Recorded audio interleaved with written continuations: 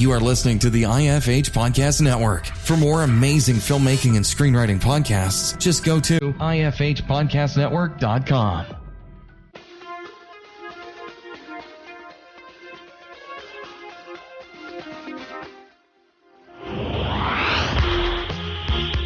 Hey everyone, thanks again for pressing that play button. Before I get to the interview with Shawn Montgomery, really quickly, coming up on the show, Sean Baker, whose movie Tangerine just premiered at the Sundance Film Festival, and the movie has basically been in the talk of the festival because it was shot completely on an iPhone 6. I will be talking to him about how he did it and all of the lenses he used in depth. Also after Sean, we have Richard R.B. Buteau coming up from Stage 32. Also Corey Mandel, screenwriting guru, is coming after him. And we also have Dawn Fields, independent film producer, as well as a couple other people that I'm still waiting to hear back from to come up on the podcast later on in March. All right, let's get to the interview with Sean.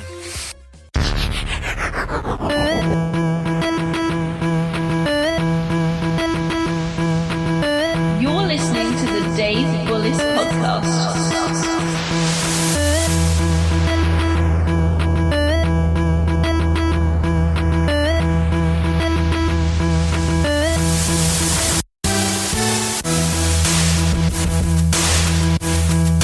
Thanks again for joining me. Joining me today is Shawn Montgomery. Shawn Montgomery graduated from Columbia College in Chicago and then relocated to Los Angeles in 2008 with a semester in LA directing program through the school. Shawn has worked on co-productions with Lionsgate Films, Fox Home Entertainment, TriStar Pictures, and ABC Family, and he currently works as a post-production coordinator for WWE Films and owns his own production company, Beyond the Name Tag Productions. Shawn, how are you? Good, Dave. Thanks for having me on. Oh, no problem at all. So just to get started, the question I usually ask is, could you just give us a little more about your background and, how exactly you got to be where you are today? Well, I guess, it all starts way back when I was 9 years old. I borrowed my grandma's camcorder and started making a movie and realized, right then, I want to be a filmmaker. And so when I decided to go to college, it was obvious that I needed to find a film school, and Columbia College Chicago was close. I grew up in Woodstock, Illinois, so I decided to go there and just commute downtown and go to school. And it's a good school, good technical school for film, and they have this great program called Semester in LA, where you apply to the program. They take about 20 to 30 students, I think, in different studies. I was in particular was going for directing film, and there were also production design students. And so what we did is we all got together. The directors each wrote a project and got something together for the production designers to then design. And then we actually built the sets and made a bunch of shorts, in a professional atmosphere on a stage with a true crew, different from the student style that we're used to. And it was really cool. And so I kind of decided just to stick it out after that 3-month program and see what happens, and ended up interning with WWE Studios, actually. And at the time, they couldn't hire me on after the internship was over. So I ended up in reality working on Girls Next Door and Kendra for a couple of years. I worked my way up from production assistant to production coordinator. And then when that gig ended, I kind of, reached out to WWE saying, hey, I'm available if anything pops up, and they happened to have an opening. So started there in development, ended up moving over to post-production, and I've been the post-production coordinator for the past 4 years now over there, working on their feature films, which is primarily in the low-budget direct-to-DVD world right now. But, we're getting into some bigger theatrical projects and stuff as well. So, that seems to be, what's in vogue right now in the film industry is that low budget sort of, anything from $500,000 to a little over $1 million. Is that what so am I correct? Is that what most of the projects in the films, that's what's sort of going on right now, correct? Close, yeah. They're more like $2 million to $4 million range. And then the bigger theatricals are anywhere from 15 to 20. But, we only have one of those right now going on. So the thing that's been interesting about the film industry is that, it's all become kind of either blockbusters or the extremely low budget, $2 to $10 million movies. There's no mid-range movies anymore like they used to make. There used to be a lot of $40 million and $50 million pictures being made. And it's weird. It's like the whole middle budget films have just been cut out. So yeah, we dabble in that lower end, of the $2 to $4 million really. Because I know they just put out See No Evil 2, and they have Leprechaun Origins. It seems to be that like horror is now becoming on WWE's slate a little more. I know they do like the Marine 4, but is that sort of what they're gunning for now? Is more like a horror themed, or? I wouldn't say we're just limiting ourselves to horror, but obviously horror is such a genre where you can accomplish a lot with a little bit, and especially budget-wise, horror lends itself to the lower budget.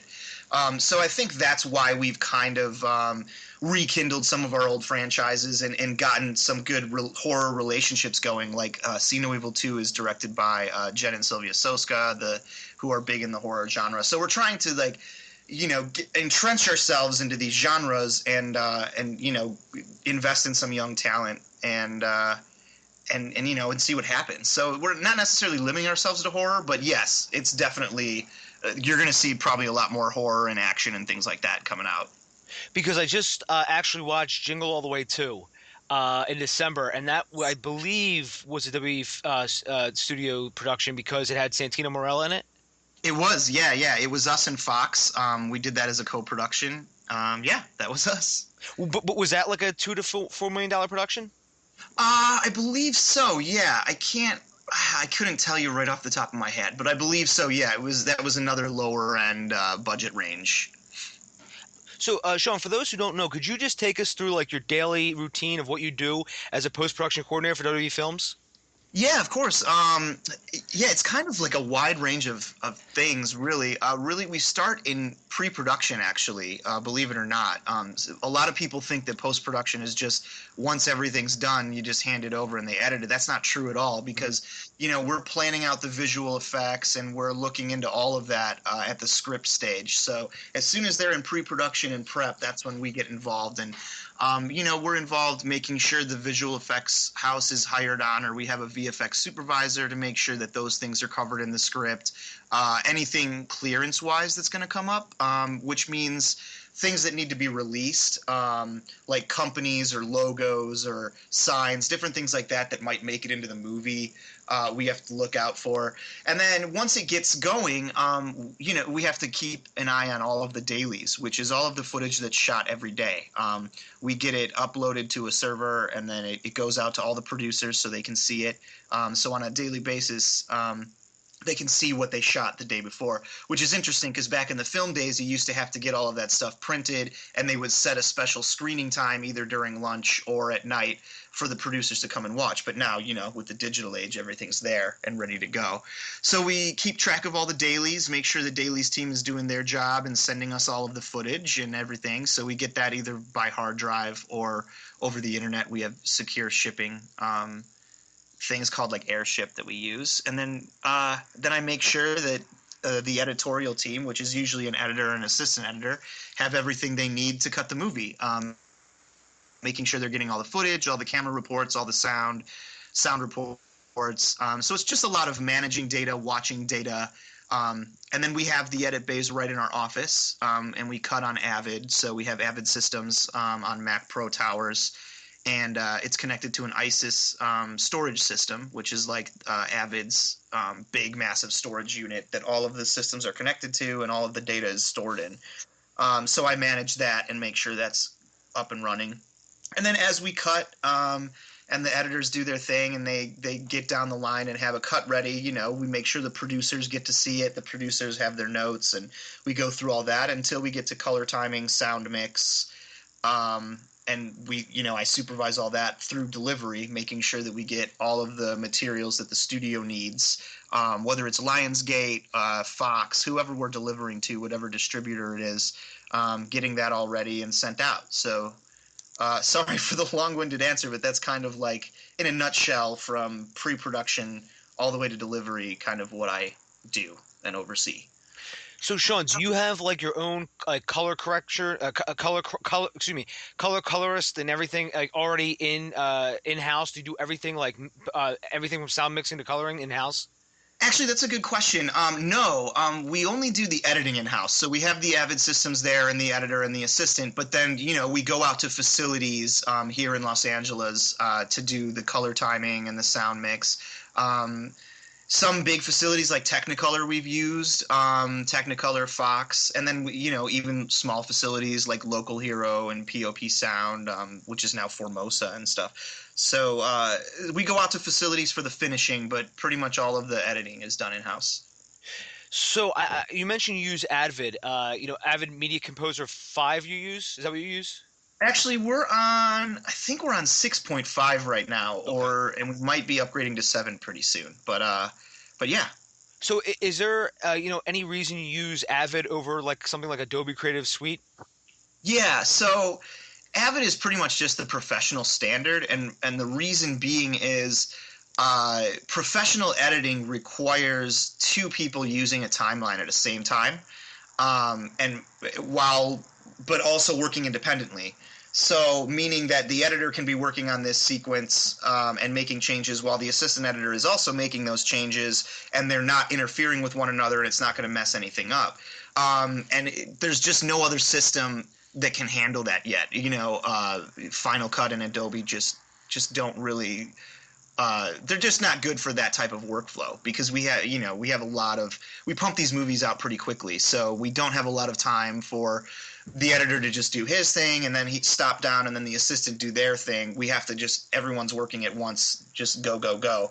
So that's kind of the reason, and Avid's been entrenched in the industry for quite some time now. So I think they're just, from a professional standpoint, it's just a better system to use. No knock against Adobe, though, because we do dabble in After Effects and things like that. Like, their programs are great, and I use them personally. But, Avid is just our way of doing things. I actually was at a seminar with the editor of SNL, and he actually uses Adobe Creative Suite. And cool. I was actually a little it's actually fascinating, his workflow, because how he actually cuts, and then he's got to send it to so basically he would cut it, then he would send it to two people. One guy does stereo, one guy does coloring, and then they're constantly bouncing everything back and forth. So I can see what you mean by you don't have the time for that. Going back and forth. I mean, I'm personally, I use Adobe, but I could see your point though about having to go back. I mean, having two people work on the exact same time and how that would be time saving. Yeah, and it's just also the storage solution as well, with Adobe Creative Cloud, I suppose you could hook it up to something like a SAN server or something where you could also use that, but just for the speed and like the massive amounts of footage we're using, you're talking terabytes and terabytes of data that needs to be going back and forth to two systems at a time. So, that's kind of why Avid is superior. But otherwise, that's it. Like, Adobe's great. Like, the interface is fantastic. Like I said, I dabble in it myself on a personal level and with Beyond the Name Tag and everything. So yeah, Adobe's a great way to go. And I'm really impressed with the way that they're making it so accessible with the cloud and everything. I think that's great. Like, the more people, the merrier, Yeah, I know. Even with like Creative Cloud, I think everything basically now is going to go to some kind of cloud storage base. I mean, personally, I'm a little leery about certain things being stored on a cloud. Like, if I had a whole film project, I don't know if I'd be able to sleep at night if I didn't have like an actual physical hard drive, external hard drive sitting in front of, sitting somewhere safe and sound, just in case anything, any acts of God happen. And, it's crazy. yeah. But that is where I think everything's going though, is some sort of cloud-based server and storage site too as well. And then, just pulling things down. That way, if I had to share something with you, I can just give you access, sort of like Dropbox. Right. Yeah. So, you mentioned Beyond the Name Tag Productions. Could you just take us through, when you actually started that, and, and also why did you actually start your own production company? Yeah, so it's kind of something that came up in college when I was doing all my, short student films. And I wanted it to look like, like this is an experience. You know, you go to the movies and you have the big logos come up like, oh, Lionsgate, okay, cool. And you kind of expect a certain something once you're going to see that type of movie. You know, you see the Marvel logo come up and you know, okay, cool, this is a Marvel movie, we're good to go. So I wanted something like I needed a brand, essentially, is what it is. And so that's kind of something I came up with. And the name came out of the fact that I was in college and high school, I worked for a fast food place. Well, it's quick service called Culver's. I don't know if you're familiar with it. But I worked there for like 7 years. And, you know, you're wearing a name tag all day. And people really sometimes like do not respect others that are working in the service industry. You know what I'm saying? Like it's very glaring how people treat each other when you're actually working in the service industry and seeing people come through every day and just seeing how they talk to you, and they don't even know you, but the way they treat you when they're coming through, you know, it's just so to me it just kind of represents like beyond the name tag, like you know, what's beyond that title, what's beyond that initial facade, if it makes sense, you know. So not just in a fast food standpoint, but everywhere, you know, it's great. Like this person's a doctor, or this person's a lawyer, or this person's this, and we tend to label things all the time. But what's beyond that? Because there's a human aspect beyond there, you know, and those people are dealing with their own problems and their own struggles. So that's kind of where the brand started from. So I kind of just want to use that as a launching point for my own short films and my own eventually features. I want to direct. That's my ultimate goal. Post-production has kind of become my niche and I love it, but you know, my ultimate goal is still to direct feature content. So that's kind of why I made the Beyond the Name Tag Productions, is to just have an outlet of my own brand and my own content and my own vision. And I'm actually just shot a project last weekend and editing this weekend. So you know, I've got some things in the works this year. I'm hoping to get a lot more up there in the coming months. Yeah, I know what you mean about, you know, the name Beyond the Name Tag, and how sometimes, you know, when you work with the public, they can treat you a certain way. I've Right. never actually worked in fast food, but what I have worked in is retail. Yeah. And I also, when I'm doing like video projects, like somebody will hire me to do work for like charities or, you know, what have you. Like I've done a plethora of those. I have seen the gamut of everything from like the most like socialistic political groups to like I've done work for like the U.S. military. I've done, you know, everything in between, and I have seen like the good and bad of people. And some people just like see you and go, "Oh, there's the dumb video guy. Let's just, you know, harp on him about how bad the room is." Like, I'm sorry, I can't remodel the room. I mean, Right. Yeah.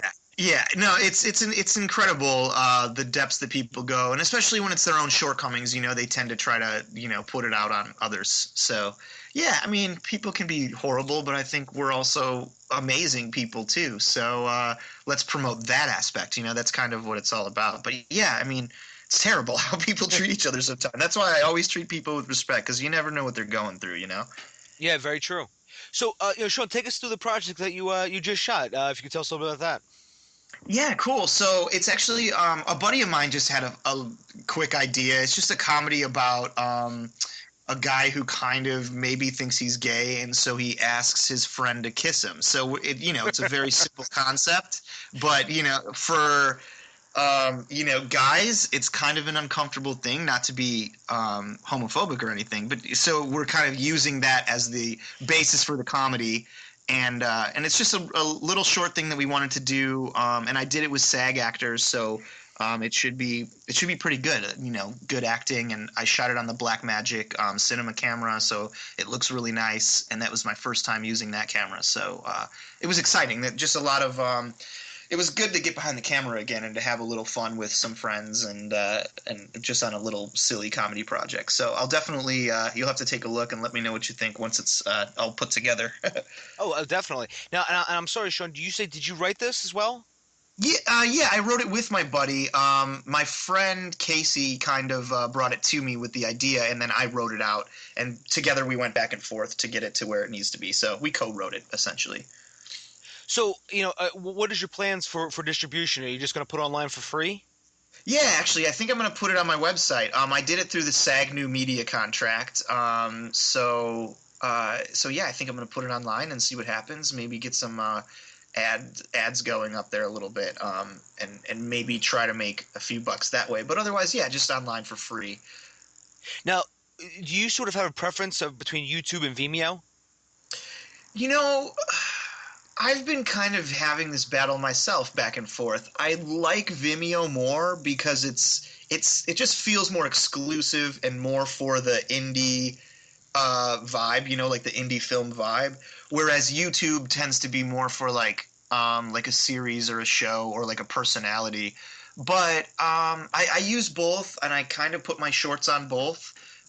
Just to try to reach all audiences, you know, because I feel like there are a lot of people that do not use Vimeo still, and aren't as familiar with it. So, but when it comes to like web series and things, which I've been looking into doing, I think I'm gonna go the YouTube route, you know, because it just makes more sense with the subscriptions and the channels and just the amount of things you can do.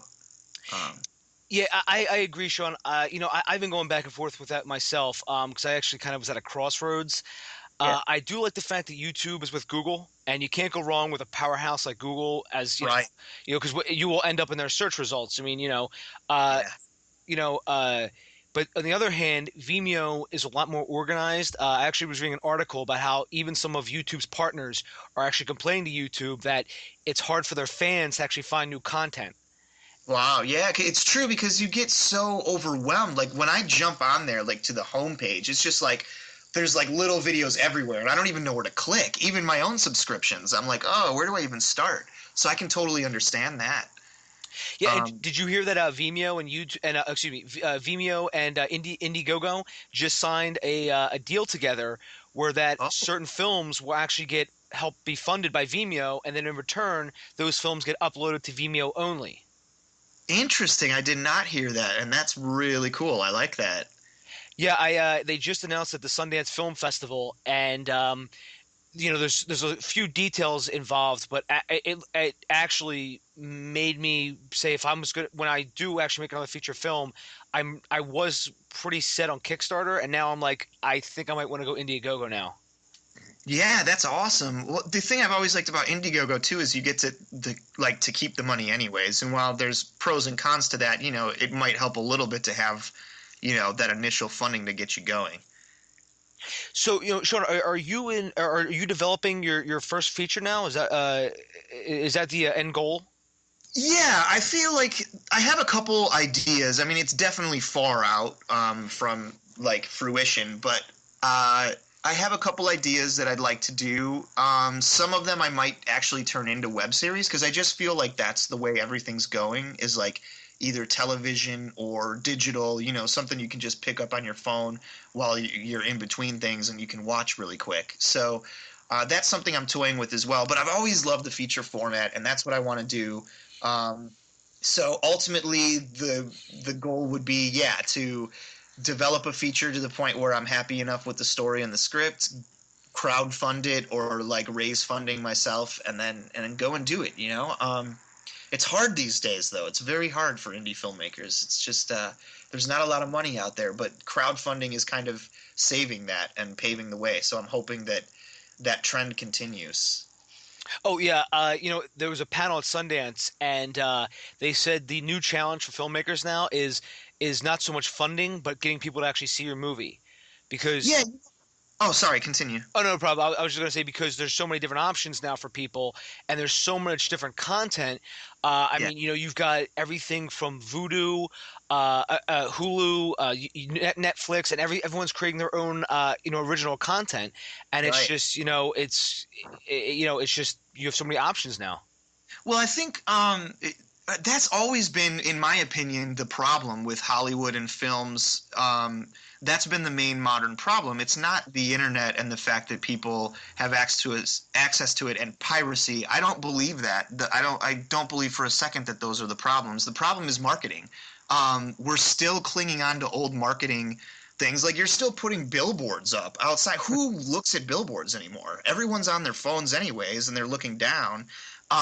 we haven't figured out the way to market properly and advertise, because you're absolutely right. There's so much content out there, but that's not necessarily a bad thing, because the way I see it, you can reach any audience in the world now. So if you make a movie that's maybe, centric to only this audience, you can go and find them on the internet. You just have to do the research and do it and go down those avenues, because, if you're making an action movie, you no longer have to pump it out to the entire audience and then let them find you. You can go and find them, like, oh, here's our action audience, pump it out to them, on their internet, wherever the sites that they use, and things like that. So I think that's the problem, is the marketing. And you're right, getting people to see the movie. Absolutely. That's going to be the challenge, and really artists need to start thinking about that. I think that needs to be a part of the filmmaking process. Like Indiegogo and Kickstarter has all those little rewards and stuff. Think about that in the beginning of your film. What kind of little nuggets can we leave for the audience? I think that's why Marvel has been so successful. They have one little nugget that leads into the next little nugget, and we're all hooked on it. I am too, So I think that what Marvel's doing is kind of genius, and everyone else needs to jump on board. Yeah, what I feel might happen is once a filmmaker starts to become pretty popular, like let's just say an indie filmmaker, he or she makes like one movie, and it gets some traction, and they get the money to make their second and then the third. And I think what might happen is they might actually just say, you know what, why am I going through any of these channels? Why not just go to my own site, like let's just say beyondthenametaG.com, and say, hey, you know what, I'm just going to put the actual movie right here. They can buy it from my site, they can rent it from my site. Why even go to anybody else?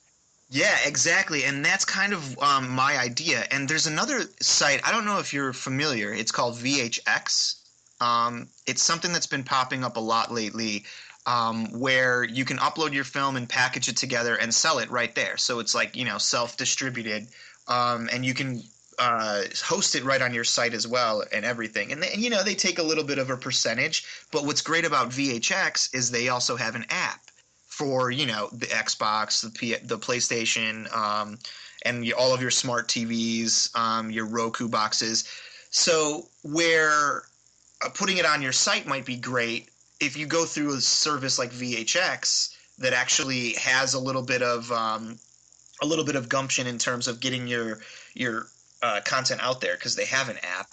People can just click, search right on VHX for your film, and there you go. They can buy it, rent it right there. So I think that those are very important things that independent filmmakers need to start looking into, and staying up to date with, because that's going to be the future. Because studios are just going to make their tentpole movies, and they're not really going to look for new talent. They're about making money. Unfortunately, most executives at film studios, they're not filmmakers and never were. They're all lawyers or businessmen. And while that's fine, and that's one way to run your business, they're only interested in making money. They're not interested in making movies. They're not interested in pushing social issues. They're not interested in pushing the human race. They're interested in making money and keeping themselves there. So that's something that as filmmakers we need to remember. And the industry has changed. It's not the studio system is just really not built for the filmmaker anymore, I feel. Yeah, it's like with Ant-Man. Ant-Man's coming out, and Edgar Wright left the project, and it's like the project didn't even miss a beat. And, how can a director leave a project and the project not miss a beat? Yeah, it's a very telling sign right there. It's sad, actually, I mean, I kind of see it every day, not to knock on anybody, but, it's sad. Like, the artist is not treated very well in the industry. That's why I'm all about independent filmmaking, because if you can just do it yourself, you guys know way more than most of those executives do, running the studios. Trust me. At Sundance, I know I keep talking about Sundance a lot. I've been watching a lot of panels about Sundance. But George Lucas, some things I disagree with him on, but one thing he said is, don't spend your time chasing people that are stupider than you are. And he said, that's what those execs are. And he said, trust me, I'm an idiot. And and that's what happened with him was when he made Star Wars, he said, they didn't really see the point in it, and they just didn't think it was going to be that good. Right. And this is Well, episode 3. I'm sorry, episode 4. I'm sorry. right, and like, how much did he sell like Lucasfilm for? I think he had the last laugh. But unfortunately, I think George kind of became one of those people, though, too. You know, where I don't know, he started a whole thing which I love. Star Wars is half the reason I'm out here doing my thing. But I mean, he's right. And that's something I kind of realized in the past year. Don't chase someone that's stupider than yourself. It's true. Like, don't. You might think that, oh my God, this executive is genius. Let's go follow them, and that could be a good path. You never know, but I think doing your own thing and finding your own little way is better. Yeah. Yeah, a friend of mine, Scott McMahon, who's been on the show before, he actually he has a private group right now, and he's releasing a book later this year called "Surviving the Hollywood Implosion," and basically, how to, how the indie filmmaker can actually benefit from all this.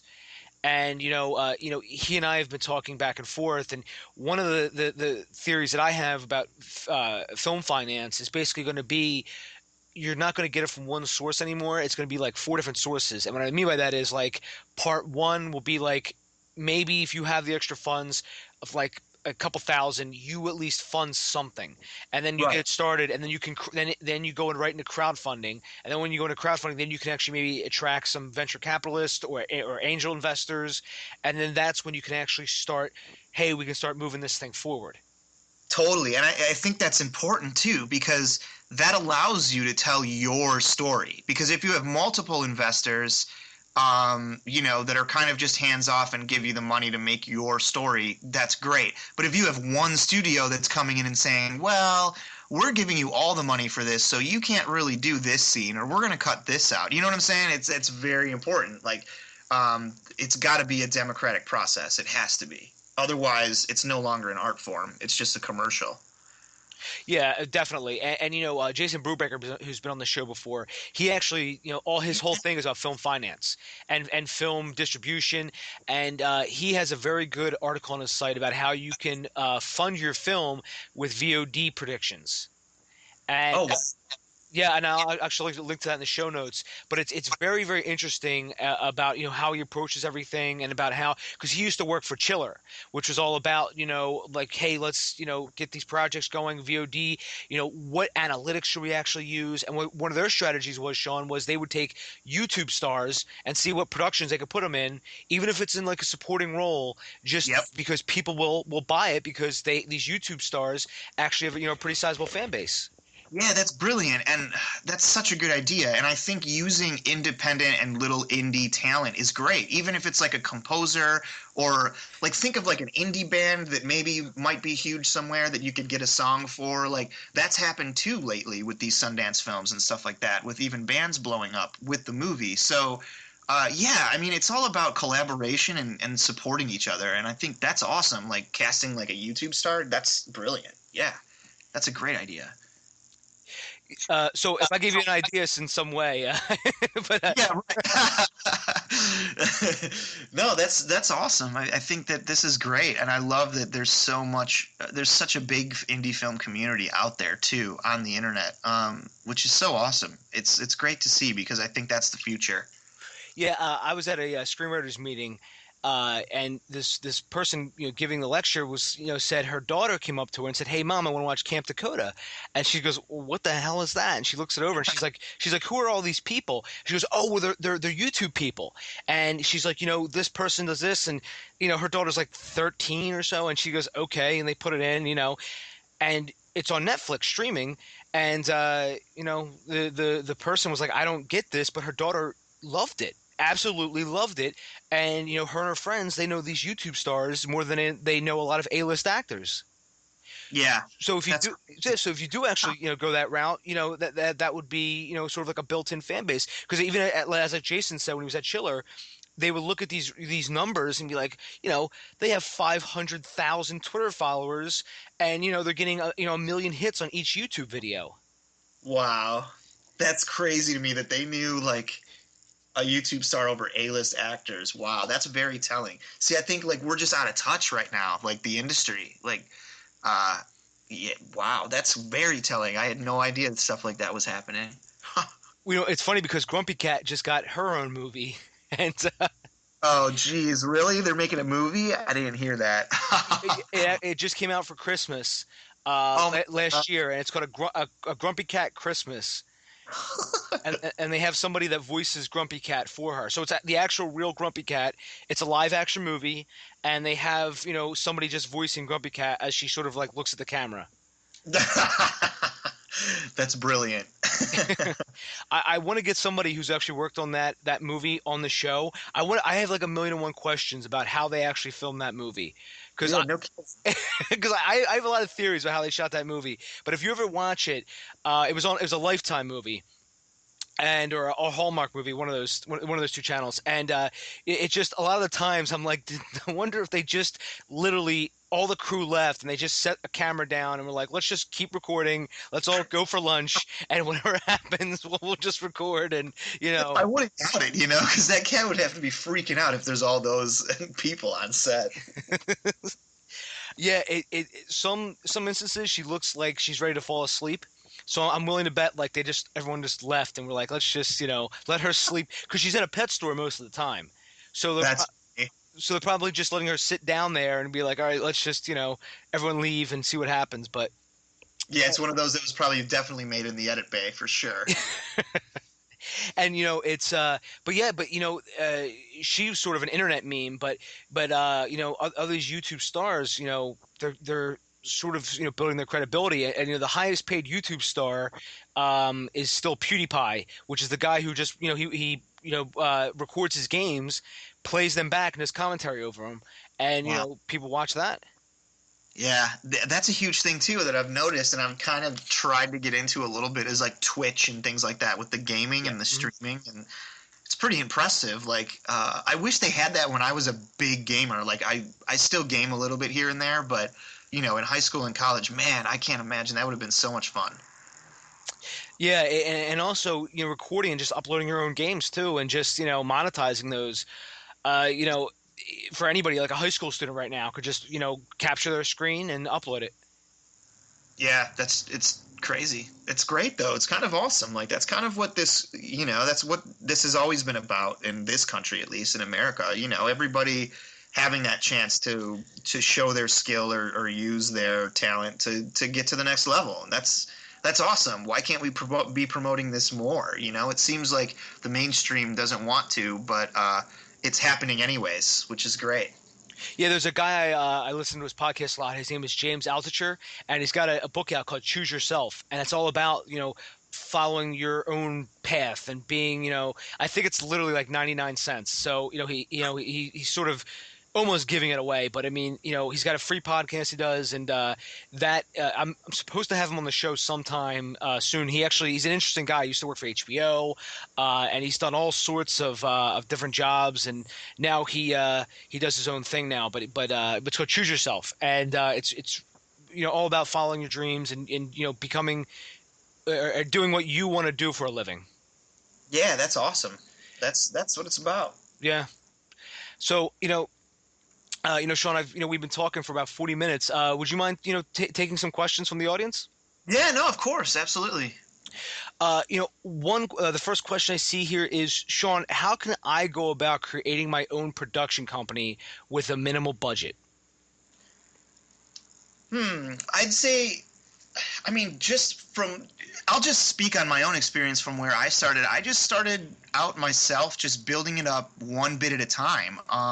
It started with the idea beyond the name tag. So I just used to type that into the title cards of my films, and it became a thing. And then eventually I knew I needed a logo, so I paid a buddy of mine a couple $100 to make a logo and an animated logo for me. And because I think the branding is important, you have to think about that. Like, what do you want to brand yourself as? And then once you get that, just start making content. Just do it.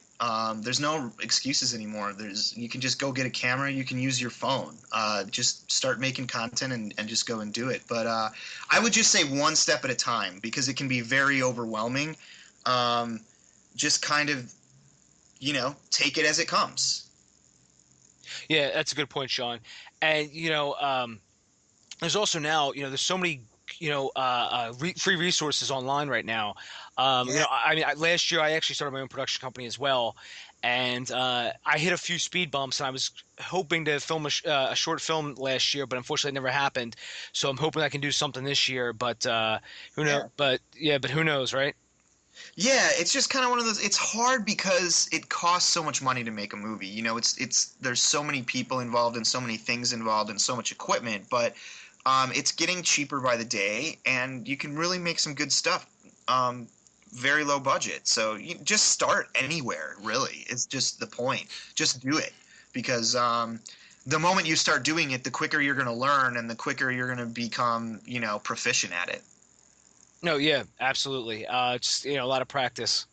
But yeah, but what I'm doing is, sorry to get too off topic, but No, go for it. what I'm doing is, I'm trying to make a Star Wars-esque short film, Oh, sweet. and I actually, this sounds a little odd. Already have the After Effects artist who knows how to do lightsabers. We already have all the sound effects, everything. The hardest part has been getting 2 actors to commit and somebody to do a little makeup, because I have an idea for makeup design.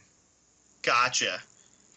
Yeah, it's always hard to find people to do it like for free or for low budget, That's the problem, and I wish there was more of just like a spirit behind people, like, oh, let's just do this, it'll be fun and cool. Because I think you'd be able to find I would think some makeup artist, someone would love to do that, because it's going to look really cool on film. It's probably something really unique if it's in the Star Wars universe, and that's something great for their reel. So, man, we got to find somebody to do your makeup. I have one person. She lives near me, and she never got back to me. And I don't know if maybe she moved, not in the industry anymore. But she was like amazing. I will send you some zombie makeup that she did. I did a zombie trailer one time, and Oh, sweet. it's phenomenal. And I have another person who is in New York. But it's just like if I can get over like these 2 speed bumps. I'll tell you my idea about the Star Wars short when we get off the show, Cool. and just see what you think. But it's something that I've been trying to put together now for just about a year now, and it'd be fun. It'd be like literally like 3 minutes, and it would just be something that people could put on and be like, for a laugh. Yeah, that's awesome. So going back to the questions, sorry to get off track there, but No. the second question is, what credentials do I need to work for WWE Studios? I think it's important, especially with WWE. I think it's important to have a bachelor's degree. So that's number one. They do tend to take a look at college applicants, college, whereas that's not always true in the industry. Sometimes you can just know what you're doing and get in, but definitely college. Just kind of it's kind of hard to say, because we're such a small team out at WWE Studios. I don't know if there's much opportunity, and WWE in general is such a juggernaut. If you actually want to work for WWE, you really have to know your stuff. Like if you want to be a camera op or an editor or something in broadcast, at the at headquarters or on the wrestling and things, you really they usually want like 7 years of experience. So I guess just get out there and experience what you want to be in, whether that's script development or post production or anything, and then just really keep working at it, because it's all about who you know in the industry. So yeah, I guess just get your skills up in whatever, and then keep an eye out for we post postings on everywhere else, so like entertainmentcareers.net and things like that. If there's ever openings, just jump on and apply, or reach out to me. I guess. Cool.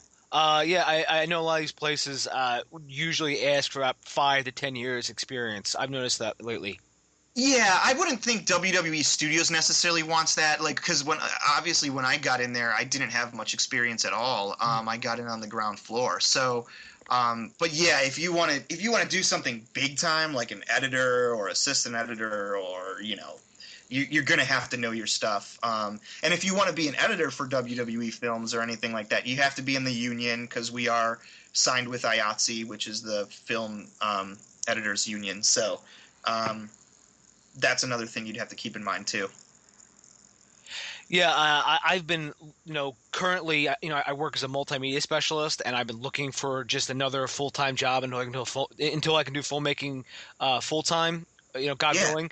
And lately I've been looking around, and a lot of places are just like, we want minimum 10 years of this, or and like some of the things they're looking for, and I'm sitting there going, who the hell has these credentials? Like, Right. who's written a book with 10 years experience with all this other stuff thrown in, and I don't know. Sometimes I wonder if it's just like just throwing it out there to see what they get. Yeah, I don't know. Like, so, it's kind of incredible, like what some of the requirements are, and I don't know. Sometimes it doesn't hurt to just apply. What's the worst? You don't hear anything back, or they say no. But yeah, sometimes it doesn't hurt because it is kind of ridiculous sometimes. And I think that there are skilled people out there that don't have 7 years of experience that might actually bring something to the table that's just as valuable. So our last question is, Shawn, is there anything that you wish you had learned in film school? Meaning, I think what they mean is there anything that when you got out of film school, do you Uh, wish you learned actually when you were actually in school? Yeah, so, well, with me, the way I approached film school, because I wanted to direct, and for all of you directors out there, you should know that this is true, or people that want to direct, you have to know everything. So I kind of took classes and dabbled in a little bit of everything, um, which was good. But the one thing that I noticed that no film school really had is really teaching you the industry. What would be the word? How do I word this? Um, just like the like how to conduct yourself in the industry and how to actually make it. Because like the actual business side of things, because it's great that you're a camera operator and now you know all of these skills, or now you want to direct and now you develop scripts, or whatever it is that you did in film school. Now you want to go and apply that to the real world, but there's no answer anywhere. Like there isn't. You just have to kind of get out there and do it. So I wish there was a little bit more of a, like, even just a basic class to kind of just tell you like how it is, what it's going to be, what your resume should look like, what your reels should look like, and how to conduct yourself, like who to talk to, what to avoid saying, just different things like that, because I think that that's such a big part of our industry. It's the biggest part. I mean, there's probably executives and camera operators that have no idea what they're doing that are getting paid 4 times what you and I are getting paid, whatever we're doing. You know what I'm saying? And the only reason they're up there is because they knew the people and they knew what to say and what to do to get there. So I think that that's the number one thing I wish I would have learned, is a little bit more of the business side and how to conduct yourself and how to actually start making a career out of it. Because it's great that you know all of these technical artistic skills, but now what do you do with them? So like application, I guess some type of how to apply your film art life to the real world, because you have to pay bills now. Yeah, I often get that a lot too. I hear that a lot on film sets as well. Is, oh, I wish I learned this in film school. Usually, from what I hear, it's all about like finance stuff. Like, hey, this cost X, Y, and Z, and Yeah. but if we hit golden time, it becomes 10 double, hit time and a half, or just all these little odds and ends. When I end up, I sometimes end up helping students. We don't have a film a degree where I work. I work at a university, but there's like they're trying to build one, and they usually come to me to pick my brain about stuff. Right. And I usually tell them what to do, and they usually don't listen to me. But Yeah, of course. Yeah, sounds familiar. yeah. But just building your network, I find is a lot. And building the network, I found the best way to build a network is to, if you're going to go to like a networking event or anything else, is to see what you can do for other people, rather than be Right. that guy who's like, what could this guy, what can this guy do for me? Why should I talk to him? Absolutely. Yeah, I think there's definitely 2 things I want to add to all of that. Is, yes, one, filmmakers tend to be a little bit egotistical, only because we all have our own ideas, we all have our own stuff, and we all want it done this way. That is not how it works in the real world. You can't have 10 directors on set. There's one director, there's one producer, hopefully. There's probably more. But there's one producer and, one camera guy. So you all have to agree on what you're doing and then collaborate and make it from there. So it's all about networking and collaboration. It's not about this is my vision, this is how it's going to be done, and this is it. Because you might have a DP that comes on and has a brilliant idea to shoot it a completely different way than how you want it. But because you're being, if you can't see that, that's going to hurt your project in the long run. So that's definitely something that I do notice. I mean, I see kids, we've had interns and we've had people come out that are just like, they just think it's like this and this is their only way and that's how it's going to be. And those are usually the first people to go home, unfortunately. I hate to say it.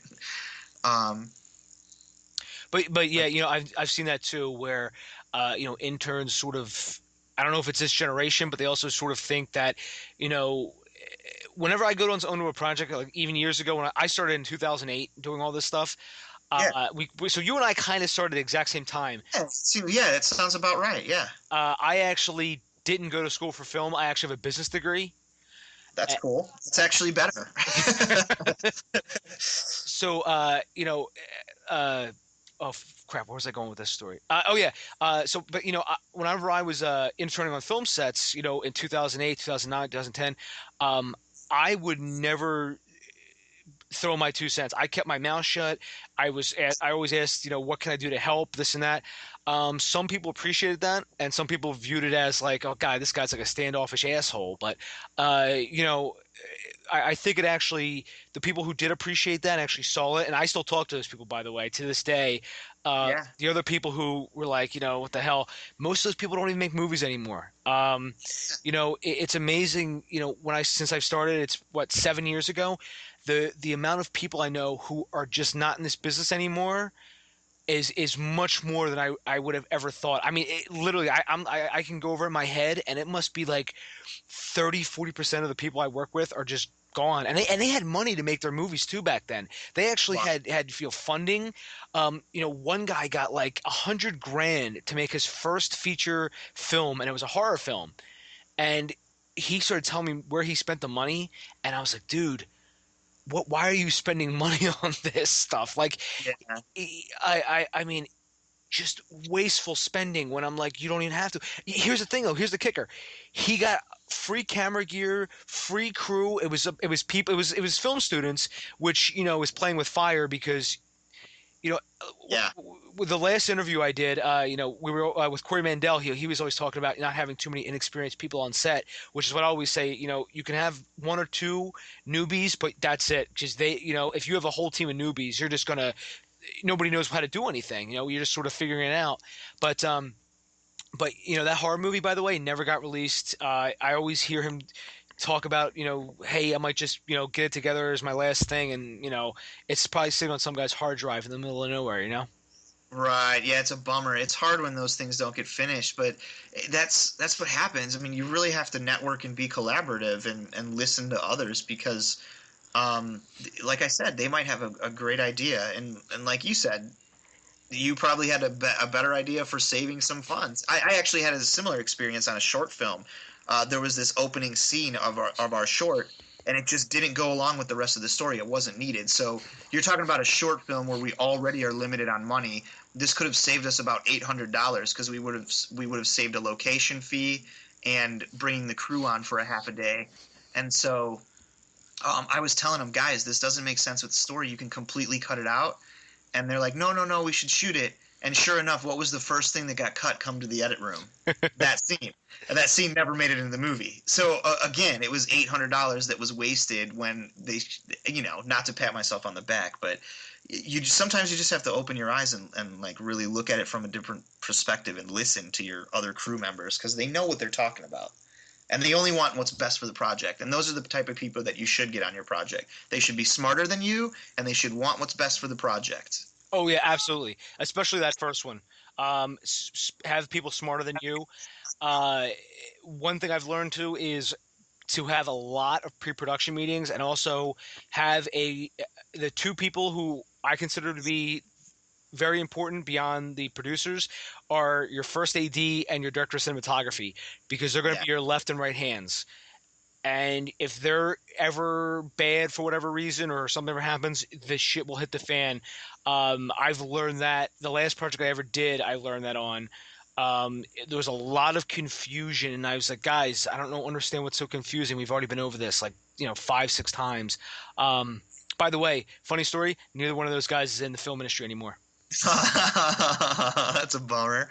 Well, I'll add to that, though, sound and a script supervisor. Those, like, people forget about sound and post-production for that matter. Actually, I wanted to mention this, sorry, for what you were talking about before, funding and doing it little bits of a time. That's great, but what I did want to add to that is that people sometimes wait to get their post-production money. That's not a good idea. Don't think about post-production. Post-production needs to be thought about in pre-production. Just because it says post doesn't mean it's just done when the movie's finished. It's really important. You really have to start thinking about things like you. I mean, you know this based off your Star Wars short, it sounds like. You already have your VFX guy that can do the lightsabers. Like, that's super important that you have all of that together, because if you shoot it wrong and then you get to the edit and you want to add like some crazy visual effect, and then they're like, yeah, buddy, we can't do that because you didn't do it right on set. So, keep that in mind. Oh, yeah, I agree. I actually had Kelly Baker on the show, and he does all the sound mixing for Gus Van Sant. Oh, cool. And he does every one of his projects, and I mean, he's always about sound and just making sure you have great audio and everything else. His books are awesome, too. He has 2 books, by the way. One's on, like, filmmaking, and the second one is Sound Advice from Unsound People. Which is, I think I've heard of this. Yeah, he's a very knowledgeable guy. He also has the worst story I've ever heard about somebody sort of going into debt for their first feature film because he ended up losing his house because of it. Oh no. Yeah, if you ever get a chance, it's I forget what episode it is, but he goes through the whole story about how he lost his house through making his first feature. Ooh, that sucks. Yeah, I mean, I've heard horror stories before, but I still say that is the worst. Yeah, that's the worst. I mean, it can happen though, because look at Kevin Smith back in the day. I mean, he put Clerks all on credit cards, and he was like $30,000 in the hole, and it just worked out for him. So it's important to take risks, but wow, you got to be careful. Calculated risks, calculated. Yeah, exactly, calculated risk. How can we reduce beta, right? Yeah, right. Because and that's another thing. Always going into, if you're going to pitch to somebody and using a private memorandum, you have to talk about risk and how are we going to reduce this? Well, basically, VOD. How do we calculate VOD sales? How do we get stars involved without some stars want a pay-to-play contract? So hey, we'll put in YouTube stars and we'll leverage this on as best we can through digital sales. Going through our site, and if we have to, go through aggregators like iTunes. So yeah, so totally. it's like a whole I mean it's really what I've been doing is just weighing my options right now about a couple of things, and that's what I'm working on right now is to actually start. I don't know. I'm thinking about doing more web things too. Maybe even the show. Start doing some web shows, then just taking the audio and making that the podcast. But sometimes I can get a little cumbersome especially for the guests. Because I mean, if they don't have a camera, what have you. So, it's always trial and error right now. Yeah, but you're trying it. You got to do it. Yeah. Because that's the way we're gonna figure it out. So, Shawn, in closing, I want to say thank you very much, for being a guest on the show. Absolutely. Thanks for having me on. Anytime. No, we've had a blast. We've actually been talking for an hour. I just looked up and I was like, wow, the time flew by. It's been a long time. Sorry. No, You'll have to cut it down. No. Yeah, I actually, the only thing I usually cut down sometimes is if something cuts out, I usually just throw up the whole thing. Most people actually enjoy, the long, like an hour long is usually not that bad. Although, right. The experts, the podcasting experts say 20 to 30 minutes is the ideal time. But, Gotcha. But 20 to 30 minutes, I mean, to me, that's you're just getting started. But so Shawn, where can people find you online? So beyondthenametag.com is my website. Also, I'm on Twitter. My personal Twitter is smontgomery85, or Beyond the Name Tag is also there at Beyond Name Tag. And yeah, check me out. Follow me. I'd love to hear from you guys, and I'd love to like build my little indie film community. I'm gonna be releasing a lot this year, so I'd love to see what you guys think. And let's keep it going, guys. Let's make a lot of content this year, everyone. Yeah, and I also, there's so many great filmmakers, or indie filmmakers who are coming out. There's like this hashtag support indie film that, Bill Ostroff does at First Glance Films. There's Jason Brubaker, Scott McMahon. There's, Marty Lang, who's been on here. That's what I always tell people. Go to my podcast. I always am interviewing the guys who are just going out there and doing it themselves. And I've got so many people lined up for I'm already booked up all the way until like May. So that's awesome. So, thank you very much, Shawn. It's just, I'm actually shocked of how people have responded. Because when I started this podcast, part of me was like, dude, who the hell is going to want to talk to me? But I proved myself wrong. Yeah, no, I mean, like people want to. I feel like there's such a large number of people out there right now that just want to do their own thing because they're not happy with how things are going, and I think that's super important. So that's why that you've hit the nail on the head, man. You've got a lot of it sounds like you've had a lot of great people on here. That's awesome. Yeah, I've been very fortunate. A lot of people have said yes. I've only had 2 people turn me down. Yeah, well, keep going, man, because it's great. It's a really good podcast, and I'll definitely be putting it out there for sure. Oh, thank you very much. Everyone, you can find me DaveBullis.com. If you go there right now, I just transferred it over to a WordPress site, and I'm still teaching myself WordPress. I'm very slow, so I'm not too good at WordPress right now, but I'm getting better, I promise. So if a site looks a little funky or buttons don't work, please bear with me while I get that transferred over. The contact page works though. I know that. So if you do want to contact me through there, you can. And Twitter, as always, Dave_Bullis, and you can find me all the time on Twitter. That's like my new crack addiction. So. Not that I've ever been addicted to crack at all, but still. Twitter is great. Yeah, it's an amazing tool for contact generation. I keep explaining this to people, and they go, Dave, what am I doing? I got to be on there all day? I said, no, you find out who you want to talk to, and you talk to that person. It's unbelievable. And they're like, No way, that's not going to work. I go, look at the amount of people that I've been talking to because of Twitter. I've had film execs right back to little old me. I've been talking to Frank Marshall, who's producer of all Spielberg's films. That's so cool. Yeah, I would love to get him on the show, but I'm hopefully at some point I'm going to reach out to him and see if he would come on the show. But I would probably have to split that into like 4 different episodes because I would talk his ear off. Oh, for sure. I mean seriously, that guy is like a production god out in Hollywood. Oh yeah, he's known. He's that's awesome. He's a heavy hitter. Yeah, I think he probably is the heaviest hitter too. Everyone who's ever worked with him. Funny story, Shawn. Before I let you go, I actually shot a project at they built a sound studio here where I live in Aston, Pennsylvania, and they actually. So it's Sunsetter Studios, and they actually let me shoot a TV pilot there. Well, while I was there shooting my TV pilot, Frank Marshall actually was there. Along with like all M. Night Shyamalan's people, Spike Lee was there. They were location scouting World War Z, and in the middle, here I am, little old me, shooting my little dinky TV pilot. And I'm like, man, this is freaking cool. But they actually, I got the biggest compliment from my set designers did because they actually M. Night Shyamalan's people walked in and they were like, oh wow, did they used to have a video game store in here because they have a video game store up? And I was like, no, that's actually my set. And they were like, oh, that's a really nice job you guys did. So. Oh, that's great. That's awesome. Wow, what a compliment. Yeah, M. Night was there shooting After Earth. Wow, that's crazy. Yeah. So yeah, I was like, wow, thanks guys. I actually still keep in contact with a lot of those guys too, which is awesome. That's great. But yeah, Shawn, thanks again for coming on. And this will be up Tuesday. And everyone, thanks again for joining me. And please, if anybody wants to contact me for whatever reason, just go to my site, use that contact button or tweet at me, and I promise I'll get back to you as soon as I can. Shawn, thank you very much. Yeah, thanks, Dave. Thanks, everyone. No problem.